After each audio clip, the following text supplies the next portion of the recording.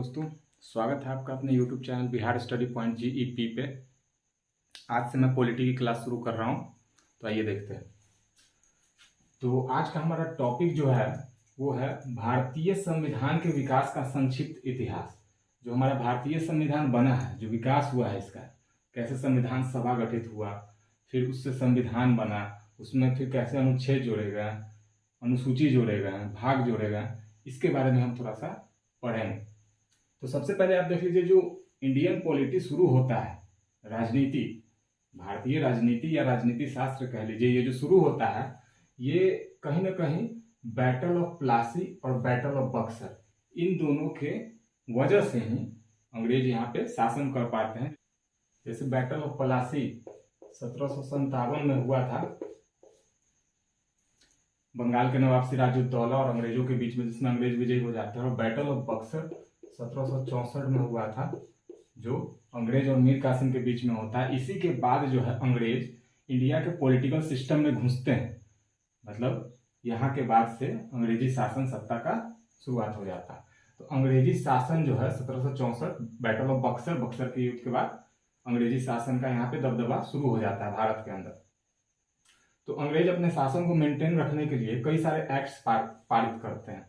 आज क्लास 1 में हम उन्हीं एक्ट्स के बारे में पढ़ेंगे, डिटेल में भी पढ़ेंगे। अभी बस टॉपिक वाइज यहाँ पे बता रहा हूँ, लेकिन आज ही हम इसी क्लास में इसके डिटेल्स भी पढ़ेंगे। अंग्रेजी शासन जो रहता है वो अपने शासन को भारत में मेंटेन रखने के लिए, सुचारू रूप से चलाने के लिए बहुत सारे एक्ट्स पास करता है। उस एक्ट्स को देखते हैं।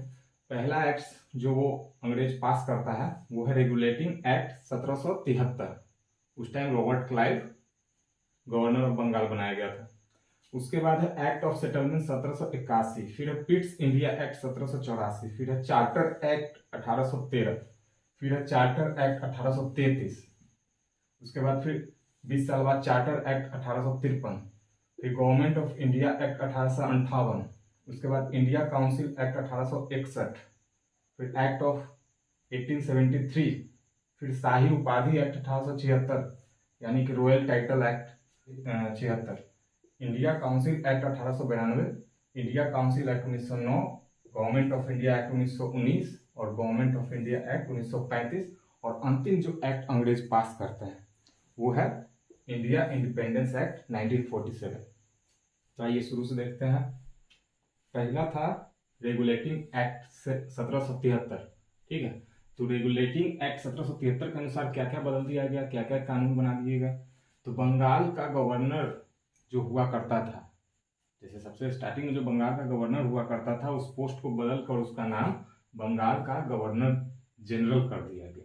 सबसे पहली बात आप लोग याद रखेंगे कि बंगाल के गवर्नर को बंगाल का गवर्नर जनरल कब बनाया गया या पदवी का नाम कब चेंज किया गया, तो 1773 के रेगुलेटिंग एक्ट के द्वारा, ठीक है। दूसरा क्या बात होता है, बॉम्बे और मद्रास का जो प्रेसिडेंसी होता है, जो कि बॉम्बे और मद्रास का जो उस टाइम तत्कालीन सरकार रहता है अंग्रेजों का, वो बंगाल गवर्नर जनरल के अधीन कर दिया जाता है, ठीक है। आपने देखा कि बंगाल के गवर्नर को के पद को बदलकर बंगाल का गवर्नर जनरल कर दिया गया है। अब क्या किया है, बॉम्बे प्रेसिडेंसी और मद्रास प्रेसिडेंसी दोनों को बंगाल के गवर्नर जनरल के अधीन कर दिया गया। मतलब वहाँ के फैसले जो होंगे बॉम्बे और मद्रास के, वो बंगाल के गवर्नर जनरल ही डिसाइड करेंगे। पहला जो गवर्नर जनरल ऑफ इंडिया था वो था वारेन हेस्टिंग्स, ठीक है। पहला गवर्नर ऑफ बंगाल कौन था, रॉबर्ट क्लाइव। और पहला गवर्नर जनरल ऑफ बंगाल कौन था, वारेन हेस्टिंग्स।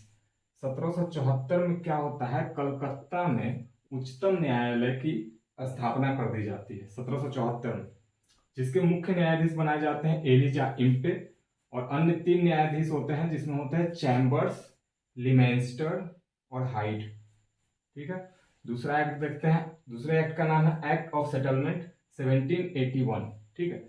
इसके थ्रू क्या होता है, कलकत्ता प्रेसिडेंसी को जो होता है, कलकत्ता सरकार जो है, उसको ये अधिकार मिल जाता है कि वो बंगाल, बिहार और उड़ीसा के लिए कानून बना सके। तीसरा है पिट्स इंडिया एक्ट 1784। इसमें क्या होता है, दोहरे प्रशासन का प्रारंभ हो जाता है। दोहरे प्रशासन मतलब एक होता है बोर्ड ऑफ डायरेक्टर्स और एक होता है बोर्ड ऑफ कंट्रोलर, ठीक है। ड्यूअल सिस्टम ऑफ गवर्नमेंट, दोहरे प्रशासन का प्रारंभ हो जाता है। तो बोर्ड ऑफ डायरेक्टर्स जो होते हैं वो व्यापारिक मामले को देखते हैं और बोर्ड ऑफ कंट्रोलर जो होते हैं वो राजनीतिक मामलों को देखते हैं। ठीक है। चौथा आता है चार्टर एक्ट 1813। इसके थ्रू क्या होता है, ईसाई पादरियों को जो है इंडिया आने का परमिशन मिल जाता है। चार्टर एक्ट 1813 से पहले ईसाई पादरियों को इंडिया आके अपने धर्म प्रचार करने ये सब की छूट नहीं थी, उन्हें परमिशन नहीं थी, अलाउ नहीं था उनको। लेकिन चार्टर एक्ट 1813 के द्वारा ईसाई पादरियों को इंडिया आने की भी परमिशन दे दी जाती है। उसके बाद है पांचवा चार्टर एक्ट 1833 1833। इसके थ्रू क्या होता है, कंपनी का व्यापारिक अधिकार जो होता है वो समाप्त कर दिया जाता है। जैसे ब्रिटिश ईस्ट इंडिया कंपनी जो होती है उसका जो है व्यापारिक अधिकार, व्यापार करने का अधिकार समाप्त कर दिया जाता है। और दूसरा क्या काम होता है, बंगाल का जो गवर्नर जनरल होता है उसका पद का नाम बदलकर गवर्नर जनरल ऑफ इंडिया, मतलब भारत का गवर्नर जनरल। ठीक है। 1834 में प्रथम विधि आयोग का गठन किया गया था जिसके अध्यक्ष थे मैकाले और प्रथम अध्यक्ष कौन थे, बेंटिक। 1843 में क्या किया जाता है, दास प्रथा पर बैन लगा दिया जाता है। किसके थ्रू, चार्टर एक्ट 1833 के थ्रू। छठा है चार्टर एक्ट 1853 इसके थ्रू क्या होता है, 1854 में मैकाले समिति की नियुक्ति हो जाती है। मैकाले समिति गठित होकर उसकी नियुक्ति हो जाती है। इसके थ्रू क्या होता है, इंपॉर्टेंट पदों को, जो भारत के अंदर इंपॉर्टेंट जो पद थे उसको कॉम्पिटिटिव एग्जाम के थ्रू भरने की व्यवस्था की गई 1854 में, चार्टर एक्ट 1853 के तहत। गवर्नमेंट ऑफ इंडिया एक्ट 1858 1858, इसे भारत शासन अधिनियम 1858 भी कहा जाता है। इसके थ्रू क्या हुआ, भारत का शासन जो है कंपनी के हाथों से छीन कर या ट्रांसफर करके क्राउन के हाथों में चला जाता है। मतलब इंग्लैंड के जो किंग या क्वीन रहेंगे वही जैसे भारत पर शासन का प्रभुसत्ता मतलब हेड रहेंगे। मुगल सम्राट का पद समाप्त कर दिया जाता है। दोहरा प्रशासन जो था, ड्यूअल सिस्टम ऑफ गवर्नमेंट, जिसमें बोर्ड ऑफ डायरेक्टर्स और बोर्ड ऑफ कंट्रोलर होते थे, उसको समाप्त कर दिया गया। गवर्नमेंट जनरल ऑफ इंडिया का जो पद हुआ करता था उस पद का नाम चेंज करके वाइसरॉय ऑफ इंडिया कर दिया गया। पहले वाइसरॉय ऑफ इंडिया थे कैनिंग। भारत के राज्य सचिव की नियुक्ति कर दी गई। भारत के अंदर राज्य सचिव की नियुक्ति हो गई, गठन होकर नियुक्ति हो गया। तो भारत का जो राज्य सचिव होता था वो भारत के अंदर सबसे हेड होता था, सबसे मतलब हेड ऑफ द पर्सन रहता था अंग्रेजों का, और वो जो है ब्रिटेन पार्लियामेंट में जाकर रिपोर्ट करता था। ठीक है।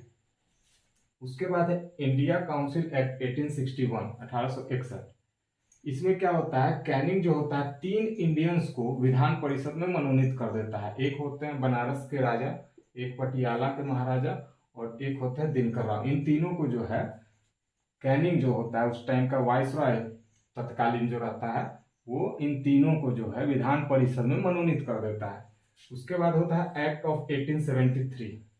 तो एक्ट ऑफ 1873 के अंतर्गत ही 1 जनवरी 1884 को जो है ईस्ट इंडिया कंपनी को भंग कर दिया जाता है, मतलब उसे कोलैप्स कर दिया जाता है, डिसॉल्व कर दिया जाता है, मतलब खत्म कर दिया जाता है। शाही उपाधि एक्ट 1876।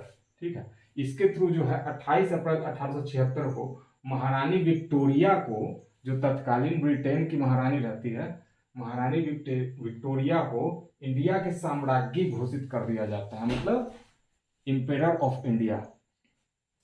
India council act 1892। इसके थ्रू क्या होता है, इनडायरेक्ट चुनाव प्रणाली की शुरुआत हो जाती है भारत के अंदर और राजस्व और बजट पर डिस्कशन की शक्ति प्रदान कर दी जाती है इंडिया काउंसिल एक्ट 1892 के थ्रू। और दूसरा क्या होता है, कार्यकारिणी से प्रश्न करने की शक्ति दे दी जाती है। 12 नंबर का एक्ट है जो अंग्रेजों ने पारित किया, वो है इंडिया काउंसिल एक्ट 1909। 1905 में बंगाल का विभाजन हो गया था और ये उसके 4 साल बाद इंडिया काउंसिल एक्ट 1909 आया। इसके थ्रू जो है मार्ले मिंटो सुधार किया गया। मार्ले कौन थे, राज्य सचिव थे ब्रिटेन के, और मिंटो कौन थे, भारत के वाइसरॉय थे। ठीक है। तो मार्ले मिंटो सुधार के अंतर्गत मुस्लिम्स को अलग प्रतिनिधित्व मिलेगा चुनाव में, मतलब निर्वाचन में मुसलमानों को अलग प्रतिनिधित्व मिलने का जो है मार्ले मिंटो सुधार के अंतर्गत व्यवस्था किया गया। दूसरा, सांप्रदायिकता को वैधानिकता मिली, मतलब कानूनी हिसाब से सांप्रदायिकता को वैधानिकता दे दी गई। ठीक है। मिंटो जो है सांप्रदायिक निर्वाचन के जनक कहे जाते हैं, क्योंकि इन्हीं के थ्रू जो है ये व्यवस्था को लागू करने का उचित कदम उठाया गया था। सत्येंद्र प्रसाद सिन्हा, इनका नाम आप याद रखेंगे, ये जो थे वायसराय कार्यपालिका परिषद में पहले भारतीय सदस्य थे। गवर्नमेंट ऑफ इंडिया एक्ट 1919 मतलब भारत शासन अधिनियम 1919, इसके थ्रू क्या हुआ था, मॉन्टेग्यू चेम्सफोर्ड सुधार हुआ था। मॉन्टेग्यू उस टाइम के राज्य सचिव थे ब्रिटेन के, और चेम्सफोर्ड जो थे भारत के वायसराय थे। ठीक है, इसके थ्रू क्या हुआ, मॉन्टेग्यू चेम्सफोर्ड सुधार के थ्रू केंद्र में द्विसदनात्मक विधायिका स्थापित कर दी गई। एक थी राज्य परिषद और दूसरी थी केंद्रीय विधानसभा। दूसरा क्या काम किया गवर्नमेंट ऑफ इंडिया एक्ट 1919 के थ्रू, प्रांतों में द्वैध शासन शुरू कर दिया गया। ठीक है, लियोनस कार्टियस को प्रांतों में द्वैध शासन के जनक के रूप में जाना जाता है। 1926 में जो है लोक सेवा आयोग का गठन कर दिया गया था। ये लोक सेवा आयोग का जो गठन हुआ था ये ली आयोग की सिफारिश पे किया गया था। अब गवर्नमेंट ऑफ इंडिया के 1919 के अंतर्गत ही महिलाओं को वोट करने का अधिकार दे दिया गया था। ठीक है, उस समय जो थे इंग्लैंड के, ब्रिटेन के राजा जो थे जॉर्ज थे। ठीक है, 14वां है हमारा गवर्नमेंट ऑफ इंडिया एक्ट 1935 मतलब भारत शासन अधिनियम 1935। इसके थ्रू जो है 321 आर्टिकल बनाए गए थे और 10 रखे गए थे अनुसूची यानी शेड्यूल। ठीक है, गवर्नमेंट ऑफ इंडिया एक्ट 1935 के थ्रू यह घोषित कर दिया गया कि बर्मा यानी म्यांमार जो है भारत का अंग नहीं माना जाएगा। और इसी के थ्रू जो है आरबीआई की स्थापना कर दी गई थी, रिजर्व बैंक ऑफ इंडिया, भारतीय रिजर्व बैंक की स्थापना गवर्नमेंट ऑफ इंडिया एक्ट 1935 के तहत ही किया गया। और अंतिम है हमारा इंडिया इंडिपेंडेंस एक्ट 1947। इसके थ्रू क्या हुआ, 2 अधिराज्यों की स्थापना कर दी गई, भारत और पाकिस्तान। और ये घोषणा की गई कि भारत और पाकिस्तान दोनों अधिराज्य के एक एक गवर्नर जनरल होंगे। ठीक है, और ये भी घोषणा कर दी गई कि जब तक नया संविधान बनकर न आ जाए तब तक गवर्नमेंट ऑफ इंडिया एक्ट 1935 द्वारा ही शासन चलेगा। Means government of India act 1935 में जो 321 आर्टिकल और 10 अनुसूची यानी शेड्यूल जोड़े गए हैं उसी के थ्रू शासन सत्ता चलेगी जब तक कि नया संविधान बन के न आ जाए। कि देशी रियासतों को अधिराज्य चुनने की आजादी होगी, मतलब वो जिस अधिराज्य में जाना चाहे, भारत में जाना चाहे या पाकिस्तान में जाना चाहे, देशी रियासतों को ये छूट है कि आप अपना अधिराज्य चुन सकते हैं, आप किसके समर्थन में जाएंगे। पाकिस्तान को मिला क्षेत्र जो था, जैसे 2 अधिराज्य बनाए गए इंडिया इंडिपेंडेंस एक्ट 1947 के थ्रू, तो पाकिस्तान को जो क्षेत्र मिला उसको देख लेते हैं। तो पाकिस्तान को क्या मिला, सिंध, बलूचिस्तान, वेस्ट पंजाब यानी पश्चिमी पंजाब, ईस्ट बंगाल यानी पूर्वी बंगाल, वेस्टर्न सीमा प्रांत यानी पश्चिमी सीमा प्रांत जो था, और आसाम का सिलहट जिला। ये उस समय जो भारत का हिस्सा हुआ करता था उसमें से इतना जो क्षेत्र मिला वो पाकिस्तान को दिया गया, इतना क्षेत्र, और बाकी जो भी क्षेत्र बचे वो सब भारत के अधीन कहलाएंगे।